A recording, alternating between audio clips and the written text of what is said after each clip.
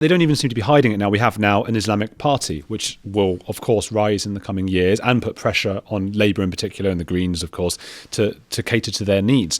So what has to happen? Is there ever a point, let's say we are going down the trajectory of Iran, Lebanon, I think Afghanistan, Turkey, in terms of becoming Islamified or whatever, and I can't see how that's not happening. I don't know what would have to happen. At what point does someone like the News Agents podcast, or at what point do Gary Lineker, these guys actually turn around and go, oops, oh yeah, no, stop. Well, there are two scenarios I see. One is more pessimistic, as a more Douglas Murray level. Yeah. Europe is dying and it's going to continue to go down this route, and it doesn't have to die based on, I don't know, ISIS taking over. It will be softer. But there is a second option in terms of the outcome, which is still not the best, but it is a bit of a mess, which is, yes, the more middle-class, liberal, left-wing podcasters, like the News Agents types, they will wake up, and the establishment, when the fight is more clear for them to pick a side. So they believe if it gets to a point where a character like al-Jilani, who's now in charge of Syria, who basically was a new version of ISIS, somehow rise up here, then basically, because we're going to get to a point where demographics will change. So, for example, Birmingham would want to be more of like a independent entity, an Islamic entity, even unofficially. Obviously, Westminster will oppose it. Then there will be a local uproar saying, well, what about the will of the people in Birmingham, hypothetically. Then the more extreme people from Birmingham will then rise up. Then that's the point where, for example, Rory Stewart or Alastair Campbell could pick a side, because it will be more clear who they're fighting. So, we are now fighting against the actual extremists, not that other independent Islamic MP who's not actually supporting the al-Jilani character, but he still wants to close down pubs. So there could come a point when the conversation will be more like the 2000s. Extreme radical Islamists, let's get a few basic moderate Muslims to be seen to be fighting with us. It doesn't really fix anything, because you haven't actually addressed the real issue. There are different values here. So I don't see how. We're not going to have a situation like Spain and Portugal a few hundred years ago, when there was a crusade and literally kicked anybody who was Muslim out. I don't see how that could happen, unless there's some sort of massive third world conflict. And there's a lot of people and analysts who say any sort of version of World War III is not going to be a traditional version, like us fighting against China or Russia. It's going to be happening at the same time in all these countries like France, Sweden, Denmark, the UK, and it will be internal, like a Trojan horse situation. There are people here, and they're actually homegrown now. Second generation and third generation of the some Islamic families, they are less integrated than their own parents. Usually it's the other way around. Yeah. When migrants come, second, third generation, then they'll be chill, automatically integrated. But not really anymore with a certain culture. So the fight will be internal, almost like a civil war, but civil war sounds very specific. It will be internal conflicts in the name of one prophet. That war you describe is frightening, because it's let's be honest, it's unwinnable. I mean even relatively modern wars fought externally, like Vietnam. I mean, the problem with that, or in Afghanistan, all these countries, is that it was almost an enemy within, because America and the Allies or whoever were stationed there and didn't know who was their enemy, who was on their side. The locals knew how to sort of tunnel and go into the dig things and all of that. It was just impossible to win. If it's your own population, your own British civilians, I just think we're completely screwed. Why? I guess I'm asking the same question over and over. I walk around, I go to sleep thinking about the same question, which is like, why isn't everybody else running around screaming, have I lost my mind here? Is there any positive way out of this? It's primarily because the narrative is still being controlled by the mainstream, and that includes the media, the press, and Westminster. Even though the mainstream media and even the press, like newspapers, don't really have a competition from new media, but people don't really tend to read newspapers anymore, even online, really. They get was 30% now social media news, so we are making an impact. Exactly.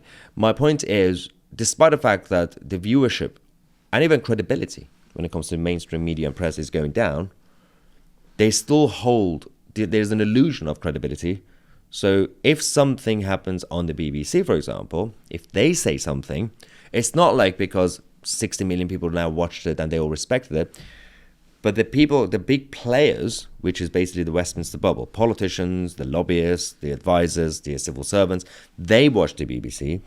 So the BBC will do the report. They're not addressing me and you, they're addressing that bubble. Then that becomes the narrative. Then the civil servants, advisors, the lobbyists, politicians will then decide based on the report by the BBC or Sky News. So if, for example, the BBC starts talking about grooming gangs, then they'll do something about it, right?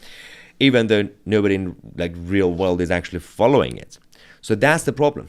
It doesn't. A lot of heads are still buried in the sand because the establishment tells them, "Don't worry about it. Yeah, there are some issues. Yeah, someone else just stabbed someone else. You know, it's just isolated incidents." So, and also there's the European thing.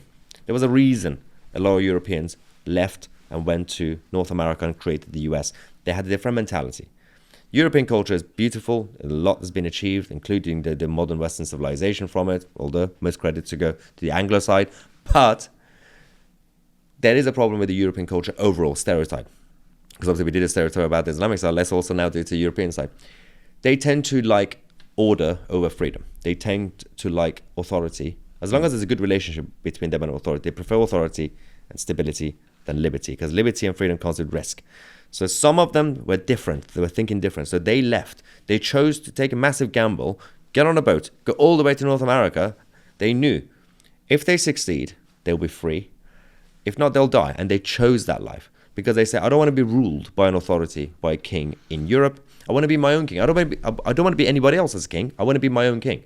So those people left from Ireland, from England, even from Italy. They all went, Germany, Netherlands, they went there. They are built differently. And that's just genetics, I guess, and also way of life, because even the generations that we've had, the Americans, basically, the European Americans in America, they still have that fire. Europeans don't have that. Europeans were the ones that when the government was telling them, okay, so the first lockdown is over, but now we have a traffic light.